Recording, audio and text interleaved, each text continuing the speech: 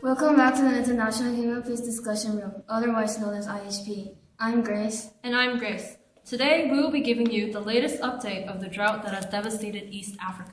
We will be later joined by drought expert Professor Mr. Benjamin and a live interview with Omari, a citizen from Kenya whose life has been greatly impacted by the disaster. So stay tuned. The Horn of Africa is currently experiencing its worst drought in 60 years, says the UN, affecting countries in the region of East Africa, such as Somalia, Ethiopia, Kenya, Uganda, and Djibouti. You might imagine life in Africa to be hot and dry all year round, and that's not exactly wrong. People who live in this part of the world are used to arid, scorching heat. However, this year, several factors combined have created serious conditions that even those who are adapted to this climate cannot stand. That's right. Presently, there are more than 10 million people estimated to have been affected across the region, and some countries that you mentioned, Somalia, Ethiopia, Kenya, and Djibouti, have been classified as a crisis or emergency by the UN. The drought and continuing conflicts have forced unprecedented numbers of citizens from Somalia to flee to the borders of Kenya. Because of these, 3 camps in Dadaab, Kenya that were built to hold just 90,000 people is now home to 350,000 people and is extremely overcrowded. While conflict has always been part of their lives, the drought is the breaking point for many who escaped to Kenya, have walked it for days, are exhausted in poor health, and desperate for food and water. Yes, and although more and more camps are being set up for the homeless people, the needs for survival are not easy to win. The food prices have risen substantially across all regions and has pushed many moderately poor households over the edge. The price of grain in affected areas in Kenya is 30 to 80% above average. Nearly 1/3 of all children in the Juba region of Somalia are acutely malnourished, while in Ethiopia numbers are even higher. This very minute, over millions of children are starving and suffering from malnutrition. Let's first be informed of how a drought happens and why this drought is known to be the worst drought in 60 years. Benjamin, take over. Hello everyone, this is the drought special report. So as you guys all know that East Africa is having a difficulty because of the drought, and this is the part that is having a difficulty about the drought. So simple definition of the drought is that ground dry up and it's hard to harvest crops.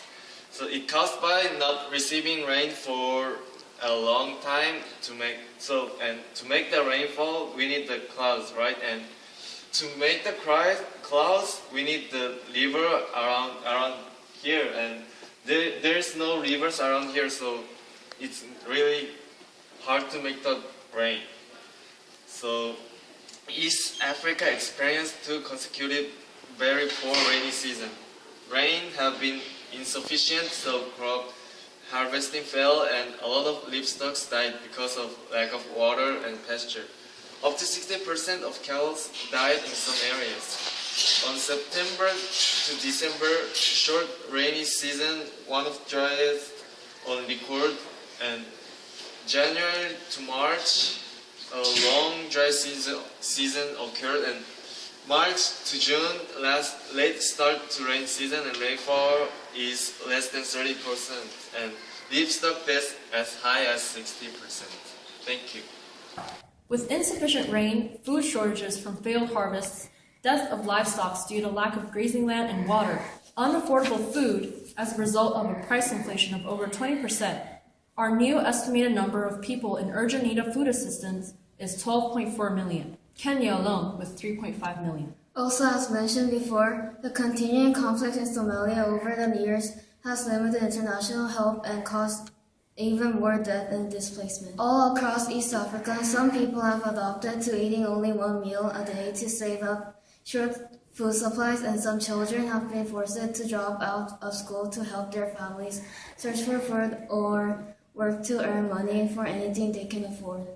To sum it all up, this drought has turned into an emergency and serious crisis that will lead to famine if not given international support and help. Speaking of international support and help, we will take about what the government in these East African countries have done in response to this year's drought, and also what organizations in other countries have contributed to hopefully getting these people a place to stay and a guaranteed meal. But before that, we have a live interview by Eric with Kenya citizen Omari on how his life has been impacted by this whole disaster. Eric, take over. Hello, so what is your name? My name is Omari. Omari? Yeah. Okay, so how do you face the drought and who are helping the food crisis? No one helped us in the food crisis. The UN was quite late to help us in the food crisis, so lots of people died. Actually, like 11.5 people have been needing for food and they died. And there was low harvest, and here in Africa we have been facing the worst drought after 20 years, and more than 11.5 people have been needing for food. There was poor harvest and lack of pasture in July, and consists of food security problems. Somalia, Ethiopia, Kenya are in food crisis and food emergency. Over the past 3 months, tens and thousands of people died in Somalia. I have a family to feed. I'm the only breadwinner in my family. Having not been educated, it's hard to how to find a decent job. So really hard to find food and water.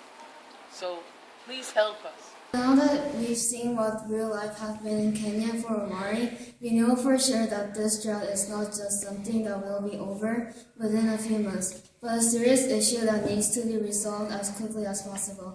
As we have heard what Omari had to say about the support they have received from their country as well as other countries, let's take a further look into what actions government officials have taken.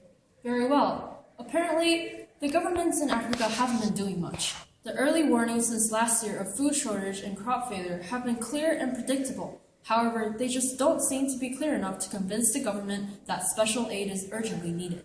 International community as well, although some organizations that have stated in these distressed countries for a long term are continuing to support as much as they can. Agencies from outside of Africa don't see how important a disastrous this drought has been because they aren't convinced that this is different from any other drought in the past. It truly is sad and shocking. Do we need to wait until pictures of malnourished, starving, hopelessly lost people make the front photo of newspapers in order to realize how much help these countries in Africa need? Waiting for a situation to reach its crisis point before responding is the wrong way to address international problems, especially in places that have dealt with drought for so long. Exactly. International communities all around the world should have changed the way they view this crisis. While you wait for things to get worse and worse, to the point where you finally decide to lend a hand, more than hundreds of thousands of people have already lost their lives during the time you took to consider its severity. Hopefully, more and more people and organizations get this message today and start supporting the Horn of Africa now, because people are dying this very minute when you hesitate. If you want to help, call or text 1-800-679-2664 to donate money or purchase an emergency kit for a family. Just $5 can guarantee one's family's shelter and food supply. Or visit our website at www.internationalhumanpeaceafricaaid.com to follow the latest updates and check in to see what else you can do to support the East Africa countries today. Thanks for Professor Benjamin for his report on drought and the African citizen Omari. And thank you all for joining us today. I'm Grace. And I'm Grace. This is the International Human Peace Discussion Room. We'll see you next Monday. Thank you. Yay!